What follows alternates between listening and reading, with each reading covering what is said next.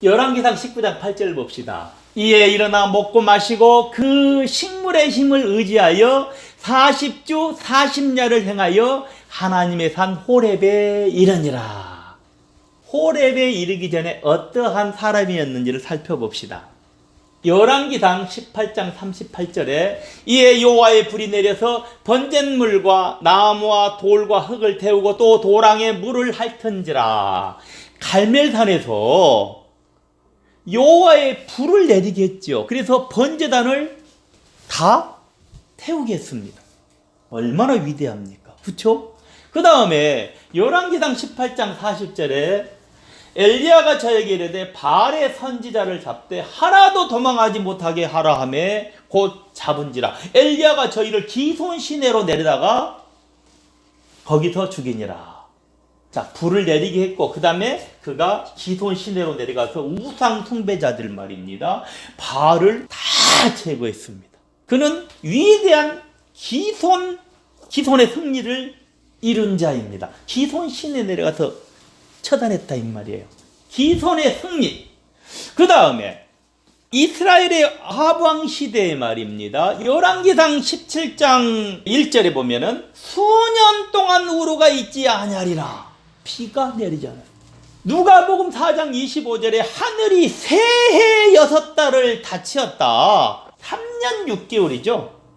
새해 6달을 닫아버렸어요. 그 다음에 열왕기상 18장 44절에 보면 7번째에 이르러서는 저가 고하되 바다에서 사람의 손만한 작은 구름이 일어나나이다. 가로되 올라가라. 아합에게 고하기를 비에 막히지 아니하도록 마차를 갖추고 내려가소서 하라 하니라. 이때에 기도를 해서요 비를 내리게 했습니다. 얼마나 대단합니까? 그리고 그뿐만이 아니라 엘리야에게는 능력이 나타납니다. 열왕기상 18장 46절에 보면 여호와의 능력이 엘리야에게 임하며 저가 허리를 동이고 이스라엘로 들어가는 곳까지 아합 앞에서 달려갔더라. 여호와의 능력이 엘리야에게 임합니다. 그러니까 마차를 타고 지금 아합이 막 비가 오니까 막 가죠. 그런데 엘리야가 말입니다. 아합 왕을 앞서서 막 달려갑니다. 근데 마차가 빠릅니까? 지금 엘리야가 빠릅니까? 지금 아합은 마차를 타고 가는데 엘리야 말 그대로 축지법을 써서 가는 거야. 그러니까 지금 이 사람은 시간과 공간을 초월해서 달릴 수 있는 능력의 엘리야였습니다. 이런 얘기 처음 들어보죠. 그런데 열왕기상 19장 2절에 이세벨이 사자를 엘리야에게 보내 이르되 내가 내일 이맘때에는 정녕 내 생명으로 저 사람들 중 한 사람의 생명 같게 하리라. 아니하면 신들이 내게 벌을 위해 벌을 내림이 마땅하니라 한지라. 이세벨이 이를 갈아버린 거예요. 이세벨이 엘리야에게 사자를 보내서 내가 바알의 선지자들을 죽였으니까 내가 내일 이맘때에 너도 저 사람들의 생명 중에 한 사람의 생명 갖게 하리라 하고 전가를 전합니다. 너 죽이겠다 이 말이야. 그러니까 능력의 위대한 엘리야가 지금 어떤 마음일까요? 열왕기상 19장 4절에 엘리야가 스스로 광야로 들어가 하룻길 좀 행하고 한 로뎀 나무 아래 앉아서 죽기를 구하여 가로되 여호와여 넉넉하오니 지금 내 생명을 취하옵소서. 나는 내 열조보다 낫지 못하나이다 하고 이세벨로부터 지금 생명의 위협을 느끼고 있잖아요. 이런 능력의 엘리야가. 그러니까 로뎀 나무에 앉아서 뭐 하고 있습니까? 죽기를 구하고 있는 거야. 여호와여 넉넉하오니 지금 내 생명을 취하옵소서. 자, 이것을 정리해서 말씀드립니다. 엘리야는 갈멜산에서 여호와의 불을 내리게 해서 번제단을 태우게 한 자이고 기손으로 내려가서 우상 숭배자들인 바알을 다 제거한 자이고 하늘문이 닫혀져서 3년 6개월 동안 우루가 없던 하늘을 7번 기도해서 하늘문을 열어서 비가 오게 한 자이고 하나님의 능력이 임한 자로 그런 마차보다도 더 빠르게 달릴 수 있는 능력자입니다. 이와 같은 기적과 능력의 사람인 엘리야는 이세벨이 사자를 보내서 자기를 죽이겠다고 위협하니까 그런 사람도 두려움을 느껴요. 그리고는 급히 광야로 도망치다가 로뎀나무 아래서 죽기를 구하는 연약한 모습을 볼 수 있습니다. 연약하죠. 여기에서 우리가 깨달을 수 있는 것은 무엇입니까? 자기의 무능. 엘리야는 자신이 이렇게 기적과 능력을 행했지만은 아하! 나는 아무것도 아니다라는 것을 깨달은 거야. 죽인다니까 무서운 거야. 주여 넉넉하오니 데려가달라. 뭘 깨달았다? 자신의 무능을 깨달은 거예요. 열왕기상 19장 8절에 이에 일어나 먹고 마시고 그 식물의 힘을 의지하여 40주 40야를 행하여 하나님의 산 호렙에 이르니라. 자신이 무능한 인생이라는 것을 깨달은 엘리야는 천사가 가져다 줘서 먹고 마셨던 식물의 힘을 의지해서 40주 40야를 금식하며 호렙산으로 갔습니다. 그리고는 열왕기상 19장 9절에 엘리야가 그곳 굴에 들어가 거기서 유하더니 여호와의 말씀이 저에게 임하여 이르시되 엘리야야 내가 어찌 여기 있느냐. 엘리야는 호렙산의 굴에서 여호와 하나님을 만납니다. 열왕기상 19장 11절의 말씀을 여러분 보세요. 여호와께서 가라사대 너는 나가서 여호와의 앞에서 산에 섰으라 하시더니 여호와께서 지나가시는데 여호와의 앞에 크고 강한 바람이 산을 가르고 바위를 부수나 바람 가운데 여호와께서 계시지 아니하며 바람 후에 지진이 있으나 지진 가운데도 여호와께서 계시지 아니하며. 엘리야가 산에 섰고 그 엘리야 앞을 여호와가 지나갑니다. 첫째, 크고 강한 바람이 지나가면서 산을 갈라버립니다. 그리고 바위를 부셔버립니다. 엄청난 기적이죠. 엄청난 이적이죠. 거기엔 하나님이 계시지 않으셨다. 두 번째로 지진이 있었지만 그곳에도 여호와 하나님께서는 계시지 않으셨다. 지진 다음에 뭐예요? 지진 후에 불이 있으나 불 가운데도 여호와께서 계시지 아니하더니 불 후에 세미한 소리가 있는지라 엘리야가 듣고 겉옷으로 얼굴을 가리우고 나가서 구르기의 섬에 소리가 있어 저에게 임하여 가라사대 엘리야야 내가 어찌하여 여기 있느냐. 세 번째로 불이 일어났지만 불 가운데도 여호와께서는 계시지 않았다 이 말입니다. 그렇다면 여호와 하나님께서는 어디 계십니까? 불 위에 세미한 소리가 있다고 그랬죠. 여호와 하나님께서는 세미한 소리 가운데 계셨습니다. 오늘 많은 사람들이 하나님을 잘못 알고 바람 가운데 지진 가운데 불 가운데 이런 기적이나 이적 가운데 하나님을 찾으려고 하지만 하나님은 그런 데에 계시지 않는다는 것입니다. 하나님 어디에 계신다고요? 하나님은 그런 데 계신 하나님이 아니야. 하나님은 세미한 소리 가운데 계십니다. 그러니 우리가 세미한 소리 가운데 계시는 하나님을 바르게 알아야 합니다. 우리는 호렙산을 기준해서 호렙 전날의 엘리야와 호렙 후의 엘리야의 모습을 구별해서 이해할 수 있습니다. 호렙 전날의 엘리야는 어떤 엘리야였어요? 능력의 엘리야, 기적의 엘리야였습니다. 그런데 호렙 후의 엘리야는 바람 가운데도 지진 가운데도 불 가운데도 하나님이 계시지 않는다는 것을 깨달은 엘리야였습니다. 호렙 후의 엘리야는 능력의 엘리야, 기적의 엘리야가 아니라 세미한 소리에서 하나님이 계시다는 것을 깨달은 엘리야였다 이 말이에요. 호렙산이라는 것은 이러한 기준이 있는 것입니다. 그런데 많은 사람들이 호렙산이라는 이런 기준을 모르고 있는 것입니다. 세미한 음성이요, 말씀 가운데 계시는 하나님, 어떤 기적이나 이적 가운데 계시지 않다 이 말이에요. 하나님은 어디에 계시다? 말씀 가운데 계시는 하나님. 이번에는 모세. 애굽에 거하던 호렙산 전에 모세는 어떤 거였습니까? 모세는 말입니다, 자기의 힘으로 이스라엘을 구원하려고 했습니다. 그러나 호렙산 후에 모세는 자신이 무능하다는 것을 깨달은 모세였어요. 자, 호렙 전날의 모세는 어떤 건지 한번 봅시다. 출애굽기 2장 11절과 12절의 말씀을 봅니다. 모세가 장성한 후에 한 번은 자기 형제들에게 나가서 그 고역함을 보더니 어떤 애굽 사람이 어떤 히브리 사람 곧 자기 형제를 치는 것을 본지라. 좌우로 살펴 사람이 없음을 보고 그 애굽 사람을 쳐 죽여 모래에 감추니라. 모세가 자기 형제를 치는 것을 보고 애굽 사람을 쳐 죽여 모래에 감추었습니다. 호렙 전에 모세는 자신은 정의가 넘치고 바름이 넘친다고 착각을 했습니다. 그러니 자기가 무엇인가를 하겠다고 생각을 했습니다. 출애굽기 3장 13절 모세가 하나님께 고하되 내가 이스라엘 자손에게 가서 이르기를 너희 조상의 하나님이 나를 너에게 보내셨다 하면 그들이 내게 묻기를 그의 이름이 무엇이냐 하리니 내가 무엇이라고 그들에게 말하리까.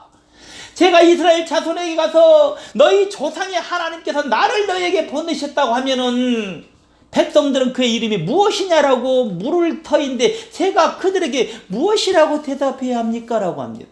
호레프의 모세는 하나님 아는 것을 제일로 쳤습니다. 우리가 하나님 아는 것을 제일로 쳐야 합니다. 그러려면 우리가 성경을 바르게 알아야 해요.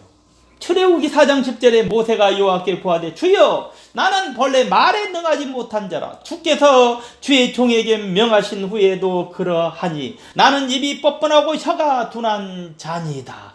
모세는 나는 본래 말에는 능치 못한 자라 나는 입이 뻣뻣하고 혀가 둔한 자니다라고 합니다. 호렙 전날의 모세는요 자신이 말도 잘하고 능력도 있다고 생각했는데 호레프의 모세는 자신이 입이 뻣뻣하고 혀가 둔한 자라고 말하고 있는 거예요. 그 다음에 출애굽기 4장 13절과 14절을 보면은 모세가 가로되 주여 보낼만 하는 자를 보내소서. 여호와께서 모세를 향하여 노를 바라시고 가라사대 내 이 사람 내 형 아론이지 아니하뇨 그의 말 잘함을 내가 아노라. 그가 너를 만나러 나오나니 그가 너를 볼 때에 마음에 기뻐할 것이라. 자, 모세는 말입니다. 가서 이스라엘 백성들을 구원하라 그러니까 모세가 뭐라고 그래요? 주님 보낼 만한 자를 보내셔서 나 같은 거 보내지 말고 보낼 만한 자 보내라 이 말이에요. 자기는 감당치 못한다 이 말이에요. 호레프의 모세는 하나님으로부터 보냄을 받기 전에 주여 보낼 만한 자를 보내소서라고 하면서 자기의 무엇을 말하고 있는 거예요? 나는 무능하다. 자기의 무능을 구하고 있는 거예요. 그러니 우리가 호렙을 기준해서 모세를 다시 깨달을 수 있습니다.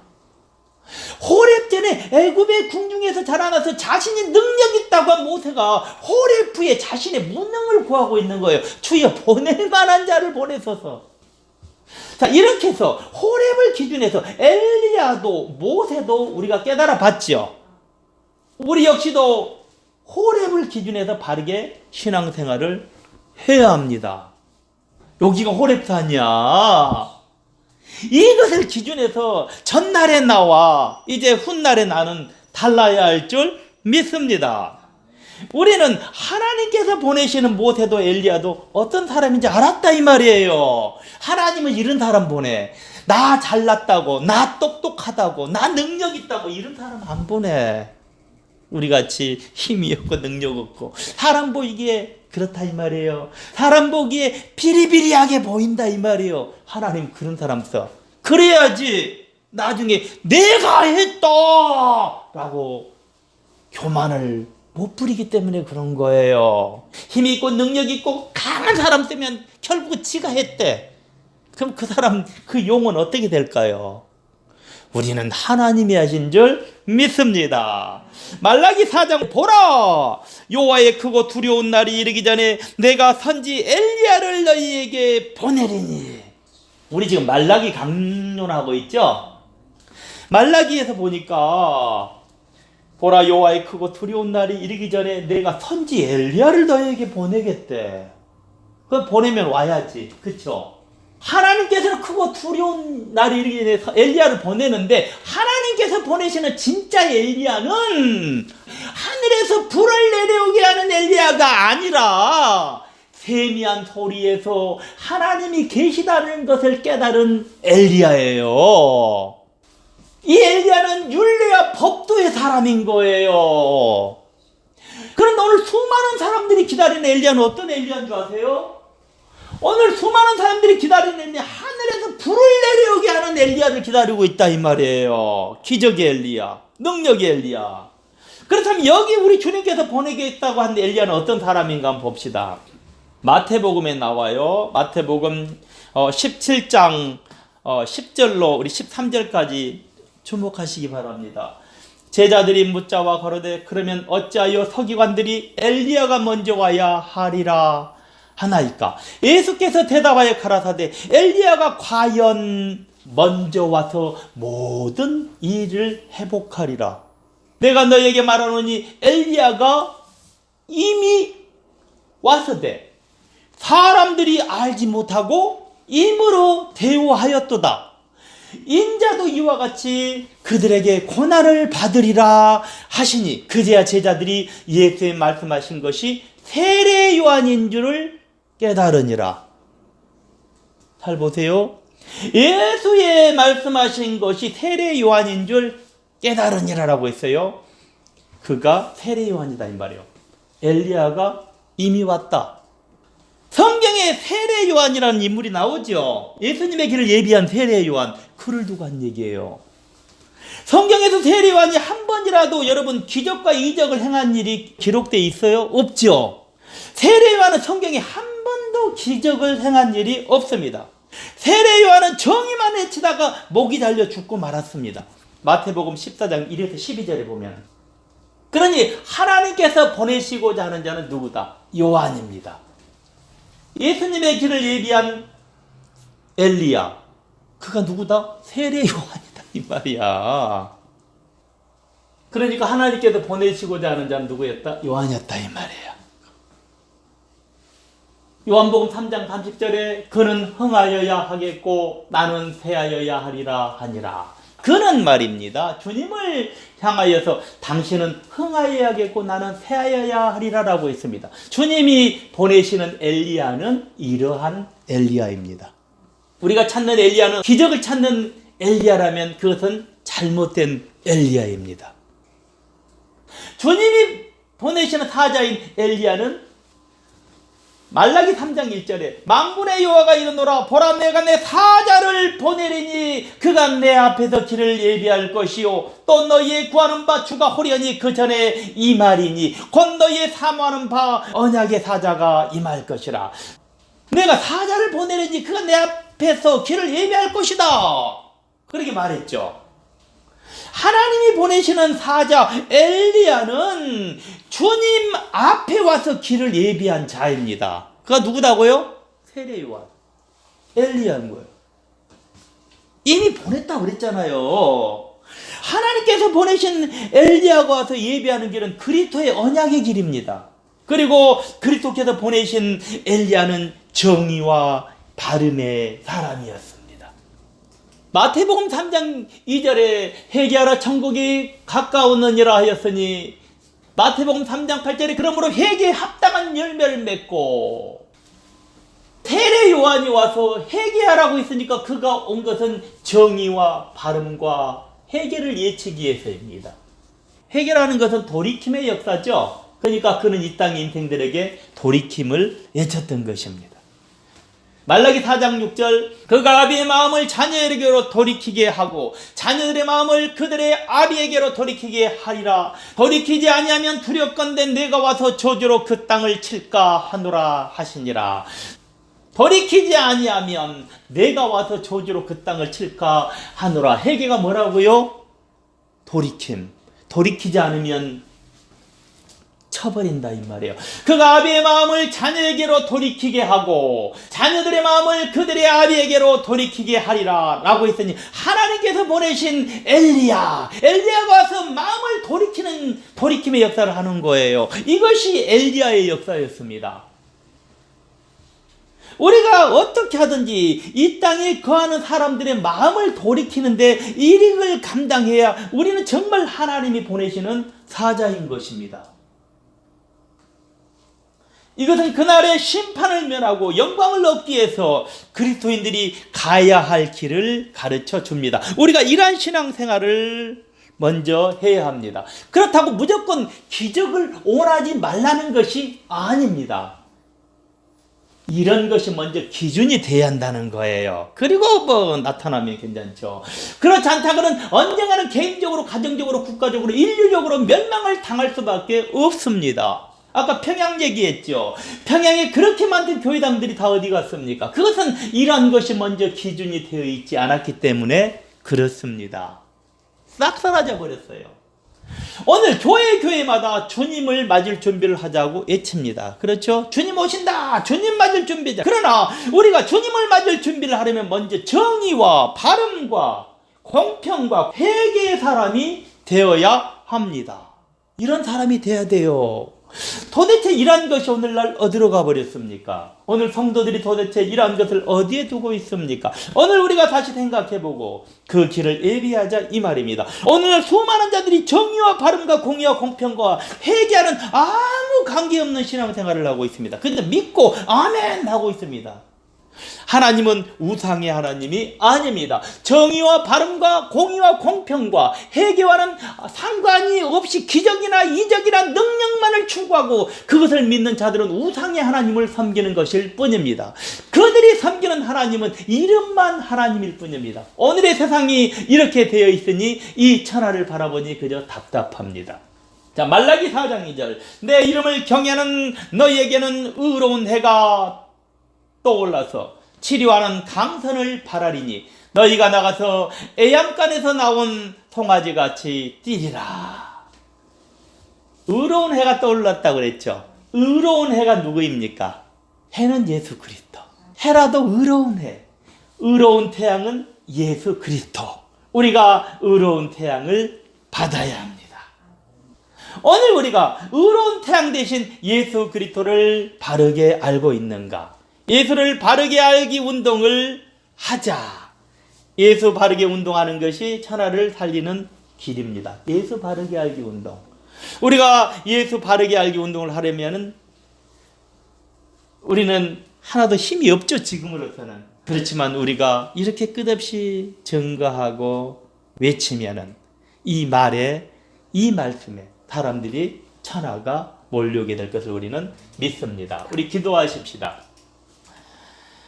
거룩하신 우리 아버지 하나님, 참으로 감사합니다. 참으로 귀한 말씀, 말라기 4장의 말씀을 우리가 들었나이다.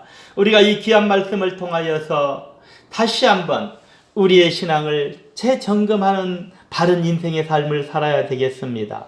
그날에는 정말 대장간의 풀무와 같이 심판의 그 공력의 시험의 때를 잘 견딜 수 있는 믿음의 성민들이 모두 될 수 있도록 우리 하나님 우리에게 축복하여 주옵소서. 또한 호렙산을 기준으로 우리가 지난 날에는 참으로 내 힘으로 무엇이든지 할 수 있는 그런 인생과 같았습니다.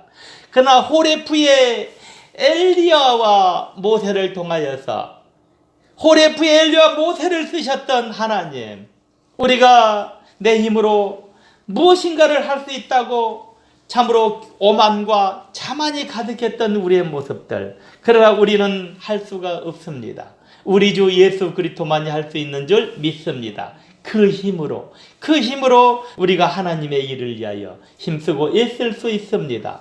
그 힘으로 주의 나라를 이룰 수 있습니다. 하나님, 주님의 힘으로 주의 영광을 이룰 수 있도록 우리를 사용하여 주옵소서. 예수님 이름으로 기도 올리옵나이다. 아멘.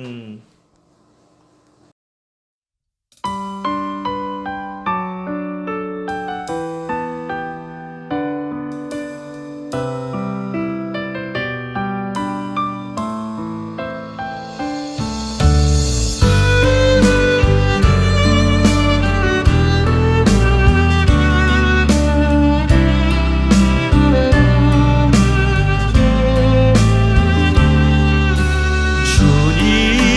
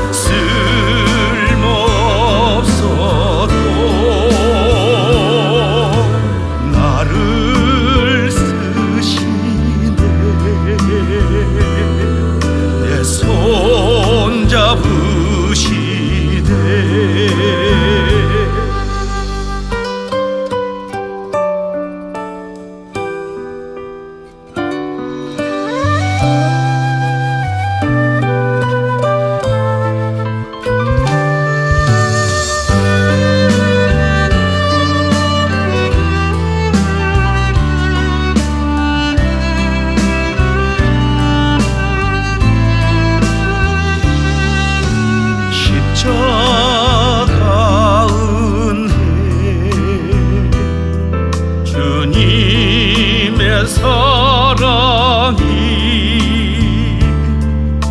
상한 내 심령 위로가 되시네.